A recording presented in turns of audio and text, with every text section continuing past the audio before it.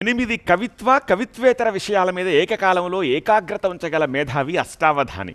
అదే 100 పృచ్ఛకులు వారు అడిగిన వివిధ విషయాల మీద అప్పటికప్పుడు తలకొక పద్యం వల్లే విస్తృతమైన ప్రక్రియ శతావధానం.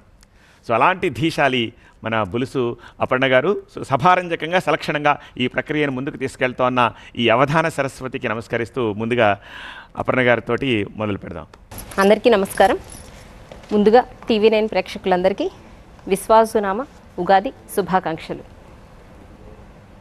వసంతాన్ని వారు ఎలా దర్శించారో ఇప్పుడు మనకి వినిపించారు. వసంతం నాకెలా అనిపించిందో నేను చెప్తాను. అది కూడా అవధానము పద్య ఈ రెండు అవినాభావ సంబంధం కనుక ఒక పద్య రూపంలో వసంత శోభని ఒక పరిశీలనగా చూద్దాం. పంచర్తువులు వేచి పలుకులన్నిటి దాచి, పంచర్తువులు వేచి పలుకులన్నిటి దాచి, పంచమమ్మున తాను పాడు పికము. పికము కోకిల 5 ఋతువులు వేచి వేచి వేచి వేచి చూస్తుంది వసంత ఋతువు కోసం. ఈ వేచిన సమయంలో ఏం చేస్తుంది అంటే మొత్తం తన పలుకులన్నిటినీ దాచుకుంటుంది ఆ సమయంలో అని. పంచర్తువులు వేచి పలుకులన్నిటి దాచి, పంచమమ్మున తాను పాడు పికము. ఇలా మనకి కోకిల దర్శనమిస్తే మహిసౌరభాలతో మగువల తలనెక్కు మారసుమాస్త్రమౌ మల్లె పువ్వు. వసంతం అనగానే గుర్తొచ్చే పువ్వుల్లో మొదటి పువ్వు మారసుమాస్త్రము. అది మన్మధుని యొక్క బాణం. మన్మధుడు ప్రపంచం మీద యుద్ధం చేస్తాడు. వేటితో యుద్ధం చేస్తాడు అంటే 5 బాణాలతో చేస్తాడు. చాలా వాడి అయిన బాణాల అంటే కాదు, ఆ 5 కూడా పూల బాణాలే. అందులో మల్లెపువ్వు ఒకటి.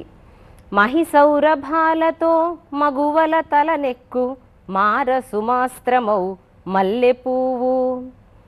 ఇలా మల్లెపువ్వు మనకు కనిపిస్తూ ఉంటే ఉగాదితో కదా మనం అడుగు పెడుతున్నాం వసంత ఋతువులోకి.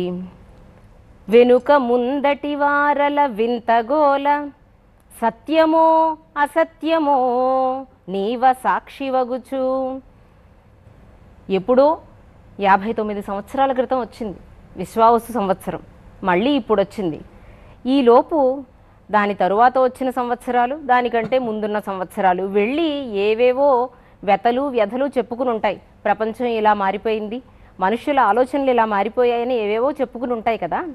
అవన్నీ ఇప్పుడు నువ్వు సాక్షిగా ఉండి వారు చెప్పినవన్నీ సత్యమో అసత్యమో నీవ సాక్షివగుమా.